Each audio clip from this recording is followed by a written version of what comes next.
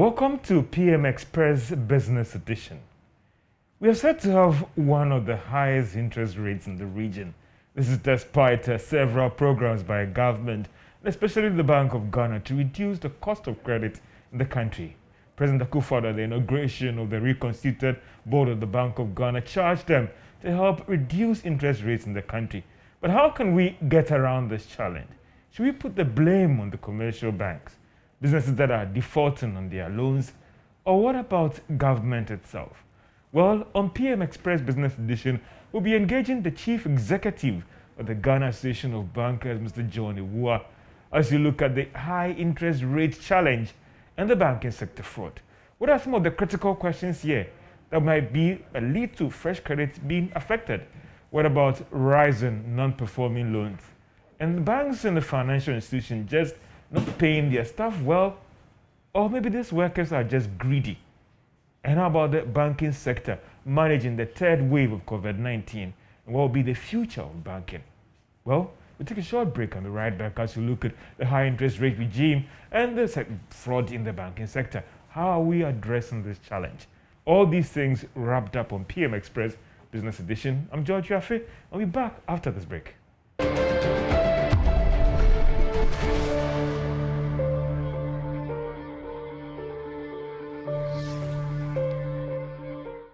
Welcome back to PM Express Business Edition. You've been following developments on the media. You've heard the president charge the reconstituted board of Bank of Ghana about the high interest rate regime. And also today, the Bank of Ghana released a report that talks about fraud in the banking and financial sector. That showed that the cases are going up and the value of fraud cases have risen up to hit 1 billion Ghana cedis.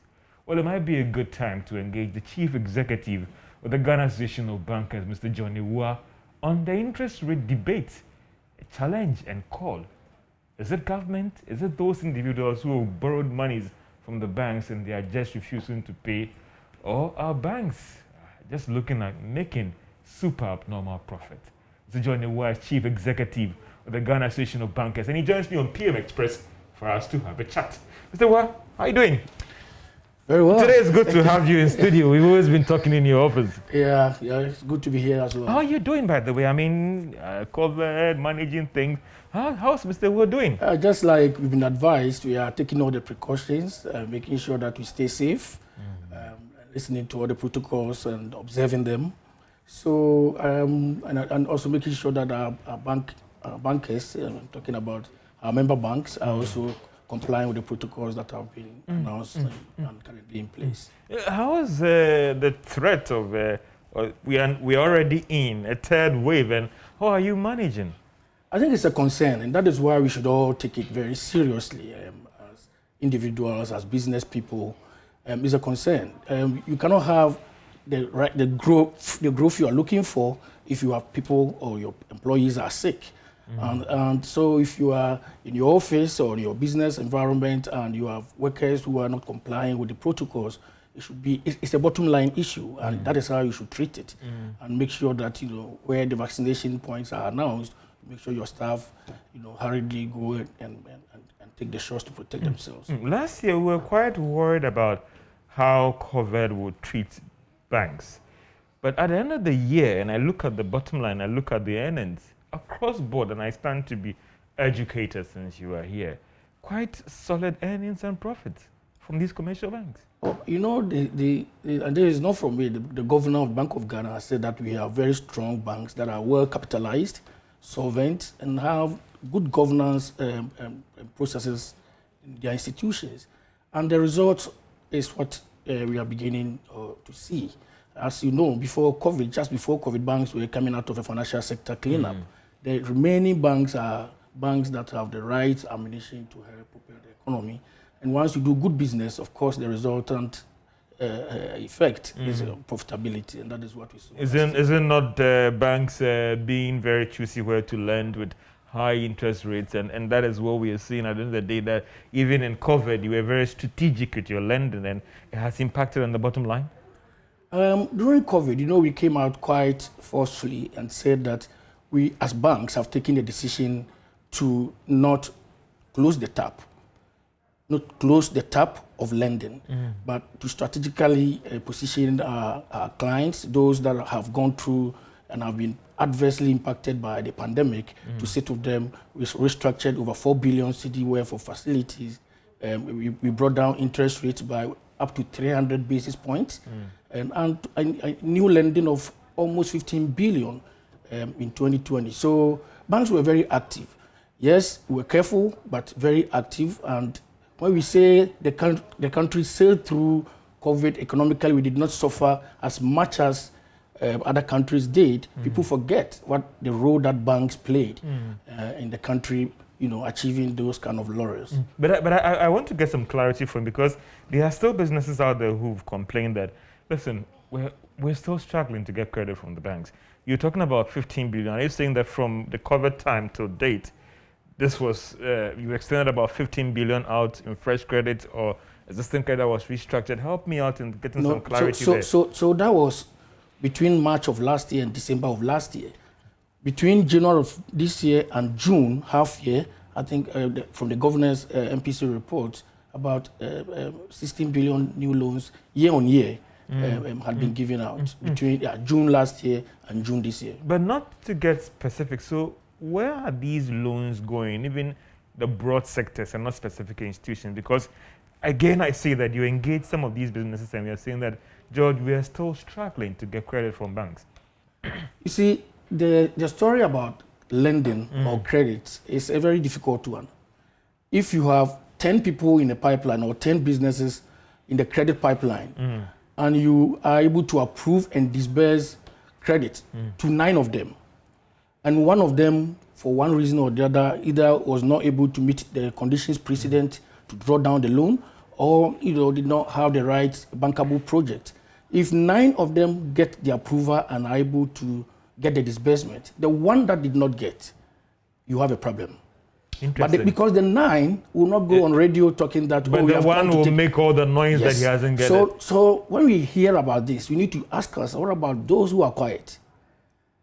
There are a lot of businesses that are not talking because the banks are supporting them. You in terms of credit extension? I think for us to be talking about... Not exact numbers, but I mean even... No, but for us to be talking about growth in the middle of pandemic is something that we should actually be very proud of. But the Bank of Ghana data itself suggests that in terms of credit growth, it hasn't been that good. Yeah, but at least we are talking about growth. We are not talking about credit decline. And in pandemic times or uncertain times, what do you do if you are a banker? The environment is not so certain. You are not sure about the future of that sector. What do? You be very cautious. But banks cautiously still, provided liquidity to the environment. And for that reason, I say, I'm not saying that people should be thanking the banks or praising the banks, but for us to be talking about growth in credit instead of maybe a decline, I think is something that we need to really note. You talked about being in a pandemic and being so responsible. In these lending by your members and these commercial banks, were they looking at also how can we touch those right spots in aiding the risk recovery? So yes, of course, you want to lend.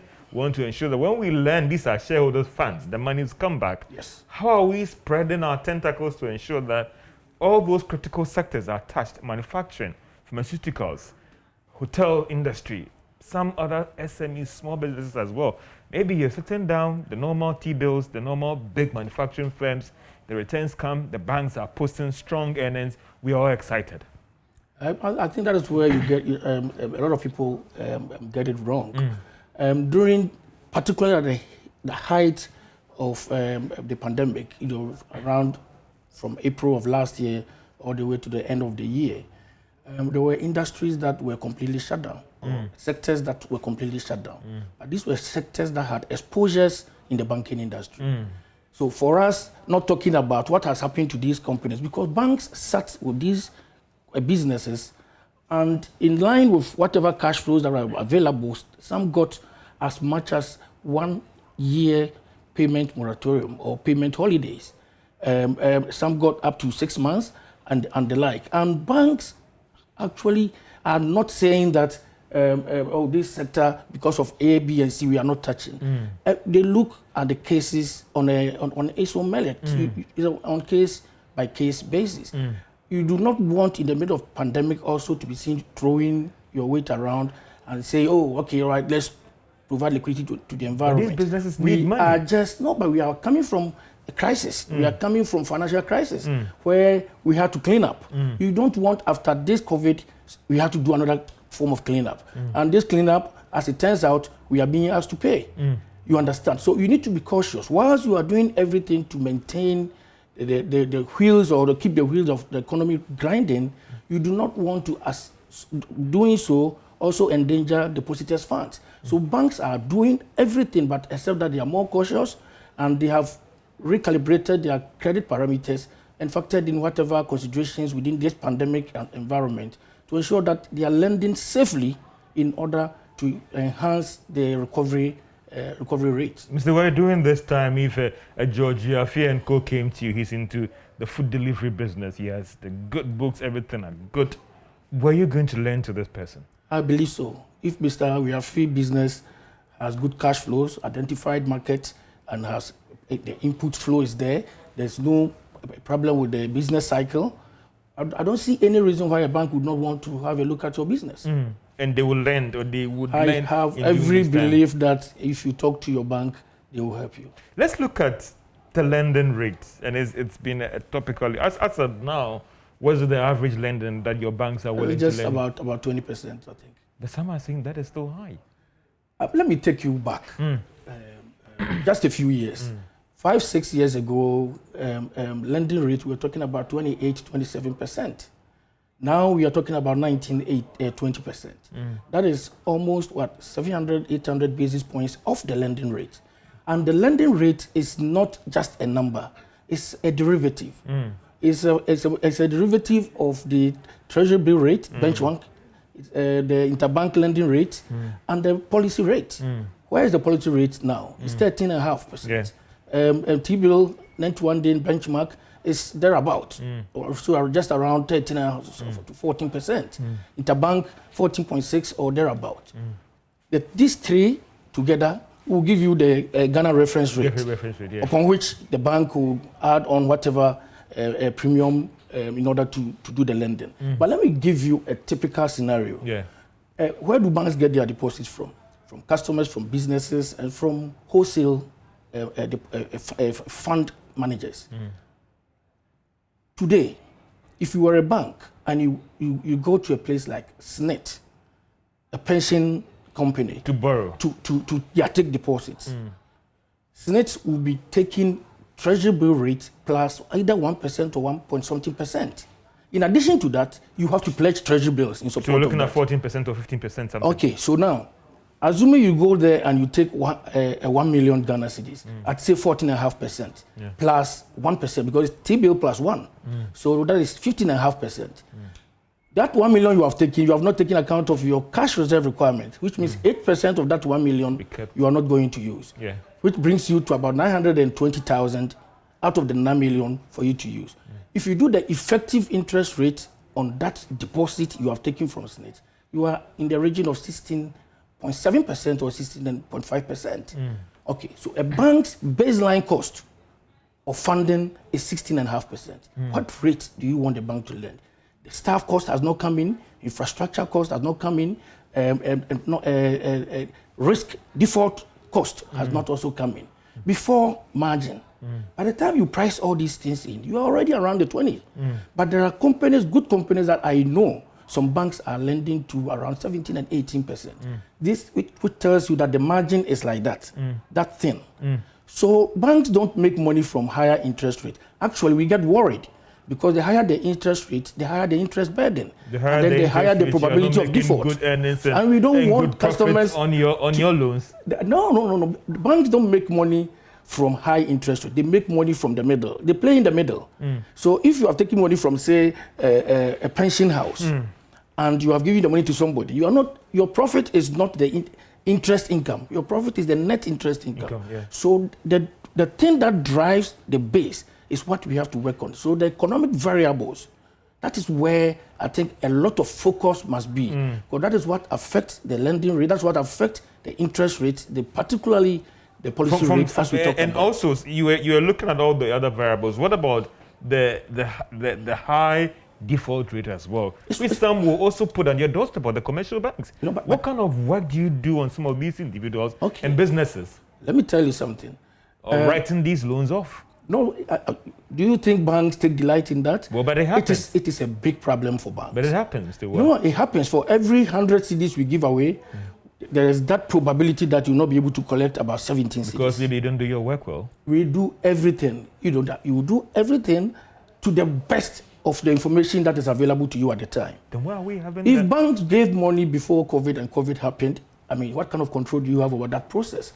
Things happen and businesses default. Sometimes, and when we talk about default, sometimes we forget about the role of the businessman. We know that in this country, businesses also have a big part to play to clean up this kind of risk problems that we have. If we have situations where individuals, I'm talking about salaried workers, leave their the present places of employment, they've taken loans based on salary flows. They leave, they resign, they go to the next place. You don't have any way of tracing them. This doesn't happen in the era or in the environment where you are talking about lower interest rate. Traceability is like the next time you go to another work environment, immediately your previous your bankers are aware.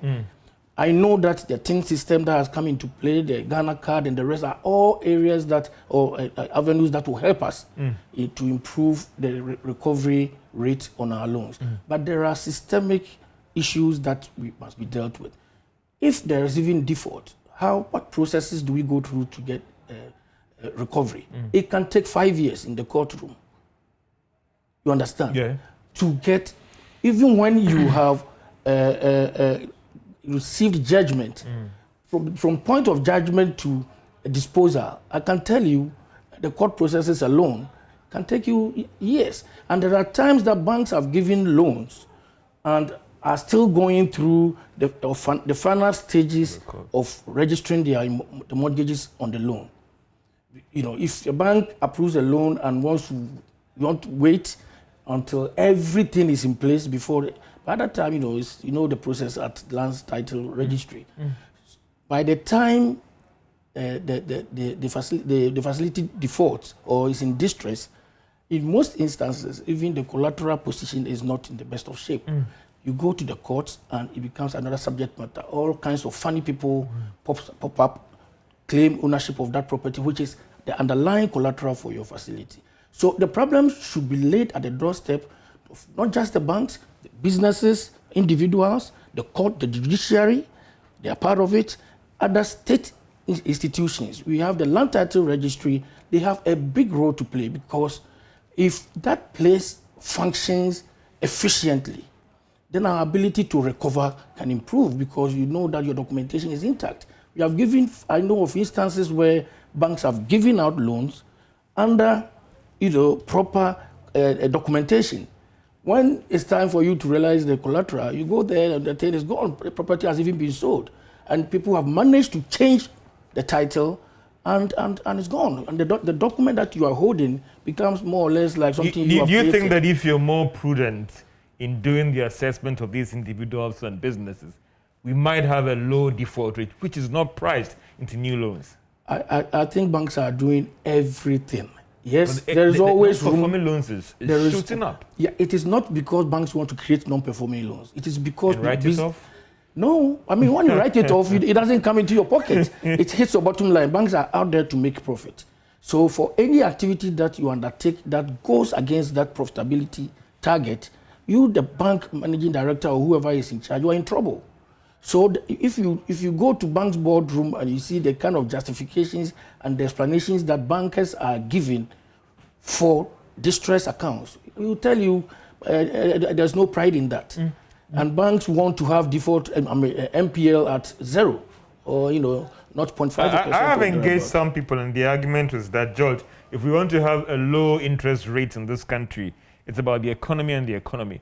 Do the banks share that same view, or the economy plus the banks also being prudent with funds, we can see the rate drop to maybe like 10% or something? The economy first.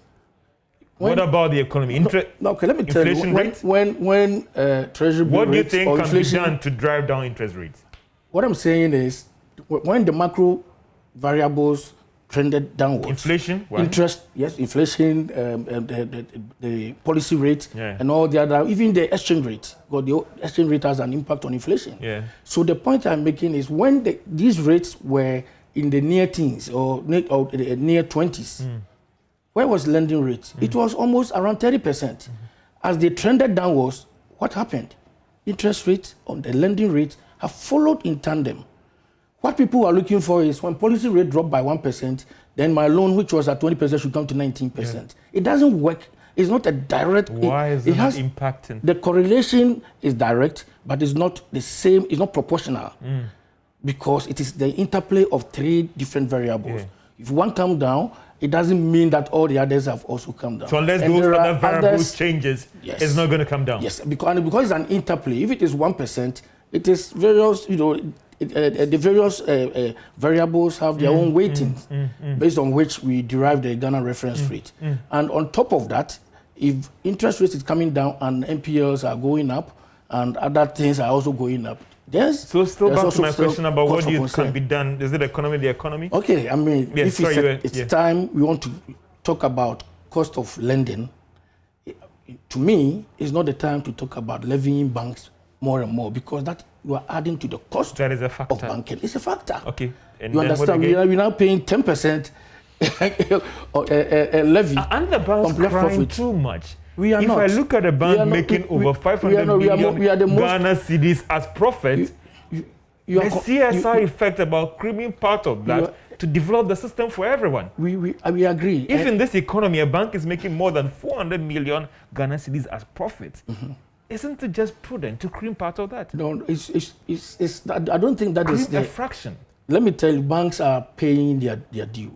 If you talk to the Commissioner General, banks are about the best sector in terms of tax compliance. But they're also making good profit as well. No, but we are in so the incidence of tax, you are taxing people more when they make more money.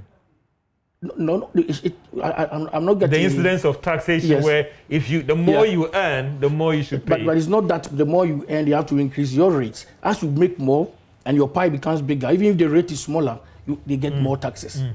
I see. So let's come back again to how do you think, what should be done if you want interest rate to reduce to that single digit? I think whatever the policymakers are doing to bring the market rates down, the underlying rates, they should do more of that. Okay. Bankers are out there we are also interested in bringing rates down. As I said, where the interest burden is higher, the probability of default is also higher. Banks are not interested in customers who have big loans and cannot afford the loans, and for which reason 2 years down the line, every interest that you have taken, you are going back to reverse from your P&L. Banks have absolutely no interest in that. So we have every interest in rates that are affordable, customers can afford, and be able to pay back. The money is yours. The deposit, the money that bank is lending is your money. When you walk into the bank, you want your money back, the bank should be able to pay you back, which means if we also give the money out as loans, we should be able to recover. So we have every role or every interest in making sure that whatever we are giving out, we and I get from you is about the economy. So if all those variables like inflation rate is trending down, exchange rate is going down, automatically it will hit the cost of credit. Definitely. I mean, we've seen it. I mean, the thing is, if you trend lending rates and you trend the other market rates, you will see that they are all moving in the same direction. There is no point that I haven't seen it, unless you can show me where a TB rate, policy rate, everything is coming down in that order, and the lending rate is going up or staying flat. We move. You when you move from your office and you go home, you are Mr. Ua and not CEO. What do you make of all these calls and concerns out there that banks are making super abnormal profits? We have high rates. Recently, the inauguration of Bank of Ghana. There are still calls everywhere you pass about reducing the spread, the wide gap between the spread. that banks should do something about it. I just explained to you. I know. Yeah. No, I just explained to you the spread. Yeah.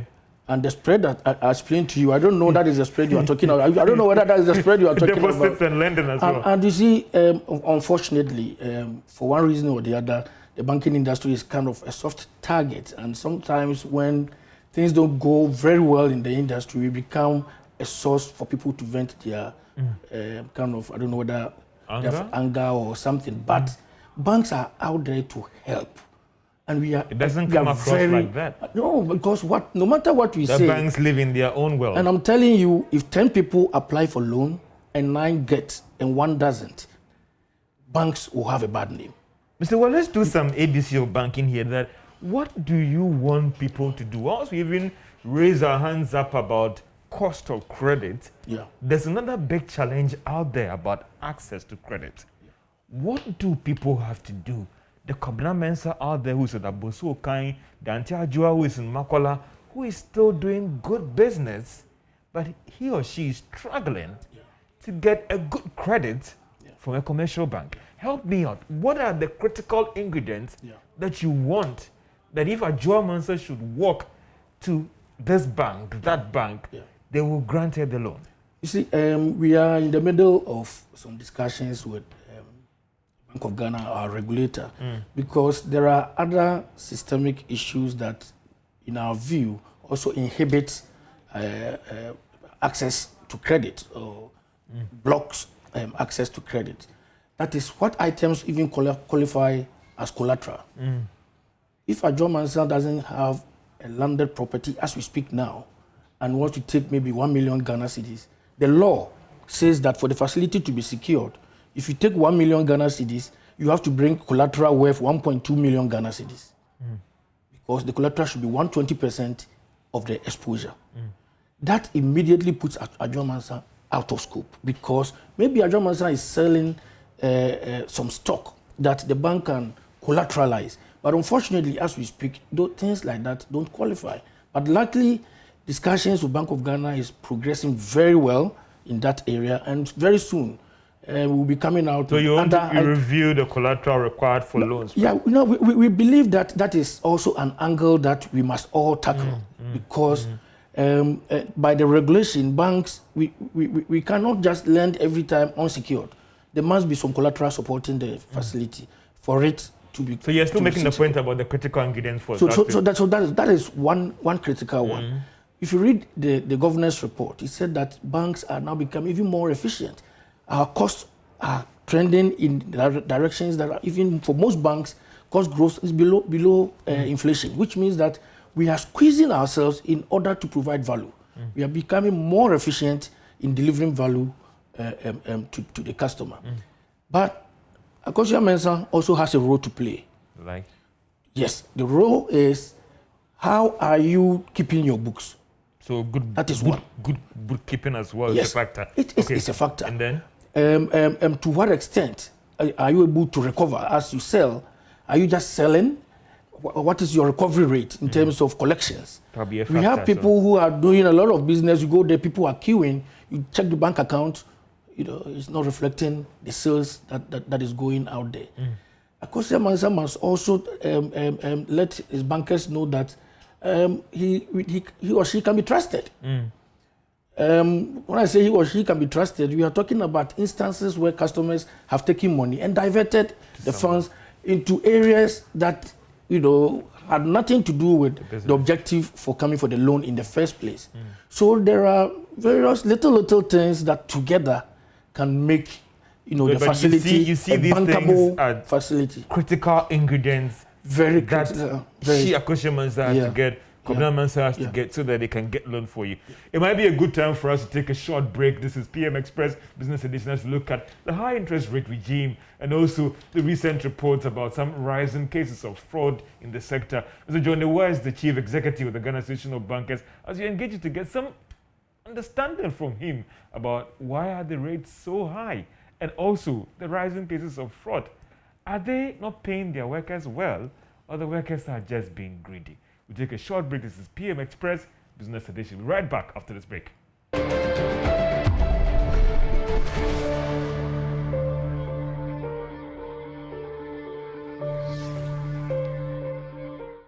Welcome back to PM Express Business Edition as you talk about the high interest rate challenge in the country and what can be done about it. And also the recent banking sector fraud report. It shows that the cases are going up. And what are the banks doing about it? And how can this affect the confidence in the banking sector? JoyNews, Chief Executive Association of Bankers, and he's here with me on PM Express. And thank you so much for those earlier clarifications that we were making about loans and all the rest and blah, blah. But today, the Bank of Ghana, or last night, they released a report on banking sector fraud. We saw the numbers going up. I don't think it's something that you'd be excited about or happy about at a time where we are trying our best to still bring a lot of people out there into the banking space. Reports like this, when you look at the report and what you saw, what do you make of it? It's a worry. I won't say fraud, even if we record one in the entire banking industry, is a worry to us. And therefore, we take reports such as this very seriously. But if you critically analyze the report, you realize that though the volume of incidents went up, the losses recorded was actually down. And this is how Bank of Ghana requires banks to report fraud. When you talk about the 1 billion, it includes what you call near misses or attempts. So the 1 billion does not mean that a fraud of 1 billion has been lost, or the money of 1 billion has been lost. But because banks are required, even if a customer, somebody tries to do something, maybe enter your system the wrong way, and to take something, just making the attempt, and you observe or you see that attempt, you are supposed to report that incident and report the amount of money that the person is trying to take. All that is part of that 1 billion. So when you take it out, you will find that last year it was 33 million, and this year it's 25 million in terms of fraud losses. So the fraud losses actually declined, except that the volume of fraud went up. But I look at it this way. When you compare 2019 to 2020, particularly for the fraud related to these digital platforms, it is very difficult to compare. 2020 saw almost 400 to 500% swing in upward swing, increase in volume of transactions on digital platforms in the banking industry. So if you do a proportionate analysis of let's say the fraud loss in proportion to the volume of transactions on those platforms, you will find that 2019 compared to 2020, 2020 will be significantly much better than what the report, if you read it raw as it is. So I get from you that you are making progress in reducing these fraud cases. We are making progress, fraud per maybe 100,000 transactions. We are making progress in that area. But of course, what I'm saying is, even if it is 1 or 2, we still have problems with that. When I went through the recommendations by the Bank of Ghana, one thing that it proposed was a review of the service conditions and salaries of those contract staff workers and all those things. And the question I want to ask you, and as I threw on earlier on, is that are the banks paying their staff well? Because there was one bit about suppression of cash. And not just, let's cast across the entire financial industry, not to just put everything on the bank. So both commercial banks, non-bank financial institutions, and all the rest. But it comes back again to the service conditions of these workers. And it appears that despite those super abnormal profits, the workers are not being paid well. Human as we are, no matter how much you are paid, it's only good for the first few months. And then the next time you are looking for something else. It is a matter of integrity. If you want to work in a bank, you must be a person of integrity. You don't think people are being underpaid? That is why they are... And I don't think it is only... And I'm not running away from responsibility in terms of the problem, the fraud problem. But I think as a country, we have to ask ourselves as a country where we are heading. It is not anything... the people who work in the bank are not people we move from some... They are Ghanaians. They didn't draw from heaven. They are Ghanaians. They are the people we see in our churches. They are the people we see on our roads. They are the people we see in the market. So if you're Mason, you give your Mason 10 cedis or the 100 cedis to buy 10 bags of cement, and you turn and he goes and buys 5 bags of cement, if that person was working in a bank, he will be a fraudster. So you don't think it's a service condition challenge? I think there is a broader problem. Yes, there are challenges with controls in, sometimes control lapses, which results in some of the fraud incidents that we are seeing. But I do not think that we can overlay all on conditions of service of the people who are perpetrating this kind of fraud, because the incident, the fraud cases that involve staff are not limited to just the people on the if you go through the report, you find that it cuts across maybe the hierarchy to a certain level in the institution. So I do, yes, much as perhaps we have to go back and analyze how we are working, particularly with the contract staff, how we can improve that arena of our relationship with the outsourced companies. I think the broader picture is we need to take a holistic view.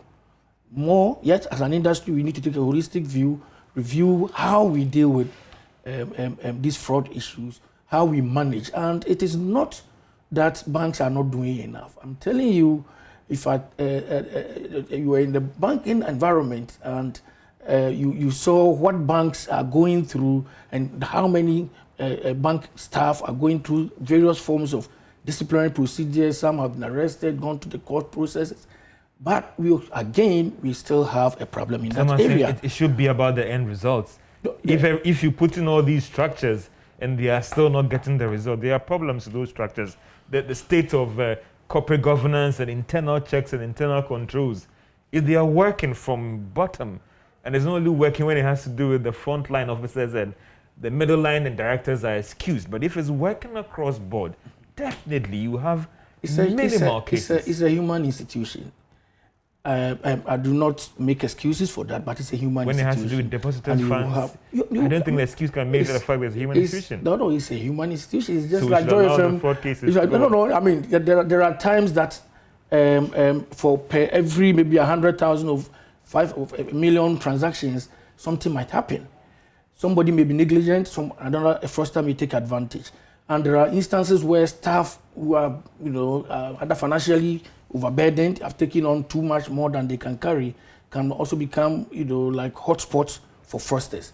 We are not running away from that. Are you giving unrealistic targets to your staff, to your workers? No, I don't driving think so. them to fall prey to some of we these give challenging targets, but not unrealistic targets. You don't think so? Some people think that they are unrealistic targets, and that's why it's pushing them to do that. No, if you give unrealistic target, the person is not going to be fraudulent. You may go and sell.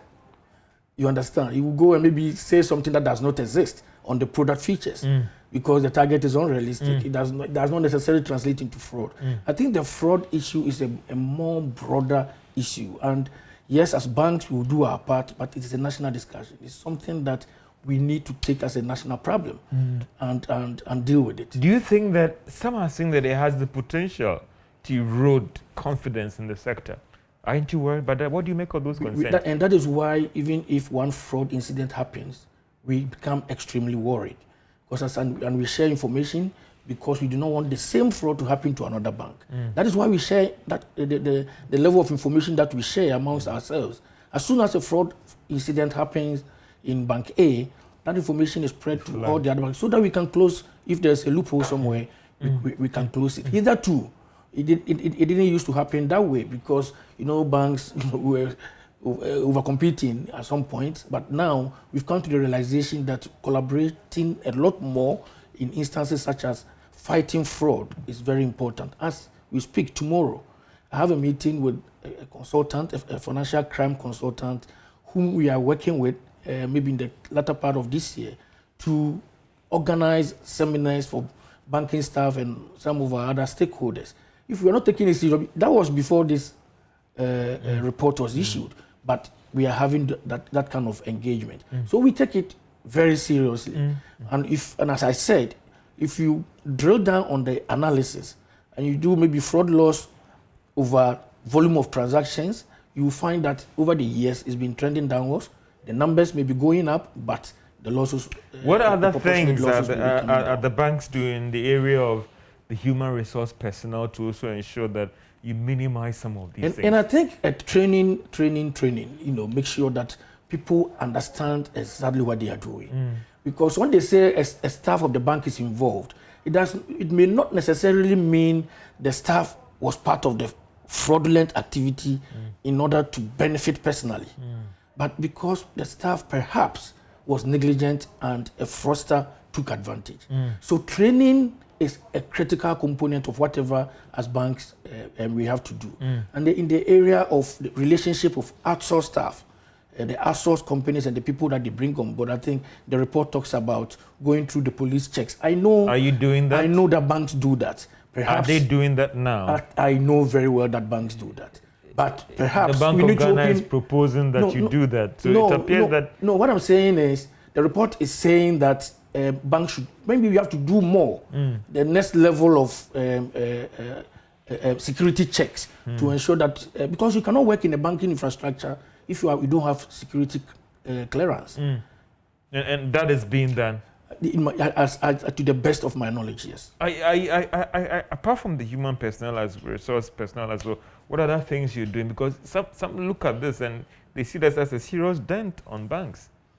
Yeah, it's the thing is, as I said, it's a concern. It's a big concern to us. And as you said, if you are a bank and today you are in the news that some fraud issue has happened against your bank, apart from the potential financial loss, the reputation loss. I mean, the impact on your brand can be very damaging. Can you imagine if you were banking with Bank A and every month you hear them in the news that something has happened to them and they've lost money? I'm sure you will take a second look at whether you want to continue your relationship with that bank. And that is how important this issue is to our members, our member banks. So it's not like we've put this issue on the back burner and not giving it the attention that it deserves. Banks are giving it serious attention. Even at the association level, we have a fraud forum, we have a security forum. All these things we discuss every now and then. What can we do? How can we improve this? What else can be done? There is always room for improvement. As we are dealing with human beings, there is definitely always room for improvement. And next year, you can never say you have arrived. It happens everywhere. And next year, we'll see the numbers go down further. We are hoping very much so. I mean, so how are the banks managing? I mean, I know that recently there were some directives on cutting of currencies around. And how are you managing right now in complying with this directive? Well, we are doing pretty well. Under the circumstance, everything currently, we have a workaround with our third-party providers and the police service and the military who assist us in that cash in transit activity. As I speak, we do not have any hiccups. I do not have to, we are in the public domain. And you're not to do fine detail, but I'm just saying that are you effectively complying in ensuring that almost all these cars are bulletproof cars out there? We are complying to the extent that the constraints in the environment will allow. Procuring an armored van, the approval process that you have to go through alone will take you about a month or two. So it's not a matter of a day and night thing, but what programs and systems have we put in place to ensure that even if we don't have sufficient number of armored vans, that the few that we have, and even those that do not meet the requirements, what security mechanisms do we have in place to ensure that they can operate safely and without endangering the lives of our people that we work with? As I speak, we've made a lot of progress in that area. There are hiccups here and there in terms of getting the approval from the Ministry of Interior, because these things are also national security issues. We are talking about, in total, procuring about 300 armored vehicles. If one falls into the hands of a wrong person, people will be coming to your house and they will not be coming in pickups, they'll be coming in armored vans. We don't want that to happen. And that is why we understand the kind of rigor that the national security apparatus is also taking this process through to ensure that we do not bring in armored vans and they fall in the wrong hands. So if I get you right, are you having any timelines where you're hoping that by the close of this year, all those structures should be in place? Yeah, we've communicated that to Bank of Ghana. And they are okay with them. The security is also okay with them. As far as we know, I think things are progressing as planned. The future of banking. Some have talked about work from home, COVID, and all those things.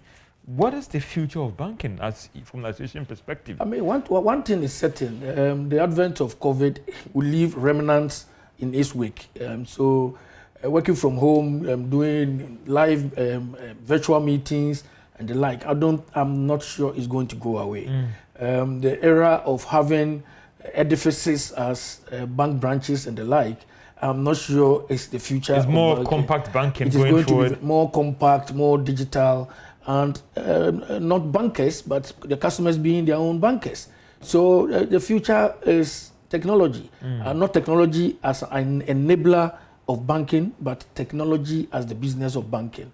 And banks know about this, and I'm sure in the boardrooms, those are some of the discussions going on. For me as a consumer, on. Should I be worried that because there are still people who want to walk into the banking hall to transact business, still want to see the human being. They will see that, oh, their money is in that bank in the rural areas. Yeah. And therefore, if less branches are going to be rolled out and more in the virtual space, isn't that a worry or for you? No, I don't think that is a big problem. But the thing is, change is difficult. The only reason we recorded that massive growth, in customers moving on to the alternate banking channels was because of COVID, because there was no alternative. The investments and the platforms were there. The banks had invested. But telling people, don't come to the banking hall. If you want to check your balance, do star whatever hash and get your balance. No, people were still driving to the banking hall. But during COVID, and we had no chance, the inconvenience pushed us onto those channels. Now we went there, people don't want to go to the banking hall. I don't remember the last time I stepped foot in them. I don't know whether you are a frequent visitor to the banking hall. I mean, as you talk about virtual ECD, what are the banks making of it? It's going to be rolled out very soon. Yes, so we are in touch with Bank of Ghana. I think the stakeholder engagement is going to deepen at the tail end. Since the announcement, that is the policy side, and the project is coming to an end in terms of rollout, bringing the project live. And once it comes live, even not before. Actually, before it comes live, the stakeholder engagements, what role banks have to play, systems and the like that banks have to put in place. I think those discussions will be held with the Bank of Ghana, so we can know the role that we have to play going forward. But I think it's a good development. One problem as banks we face is cash and special movement. Okay. And if this means that if you, instead of moving cash in big vans to Tamale, you just ship a certain e-currency to Tamale and the person can transact, I think it is good for banking operations. Mr. Watam is not our good friend right now. You have to draw the curtain. It's been PM Express Business Edition, engaging the Chief Executive, the Ghana Association of Bankers, on development in the banking sector. Well, I know the debate will go on at home and even in your offices about the best way to bring down the cost of credit. My name is George Jaff. He's been PM Express Business Edition. Have a great day.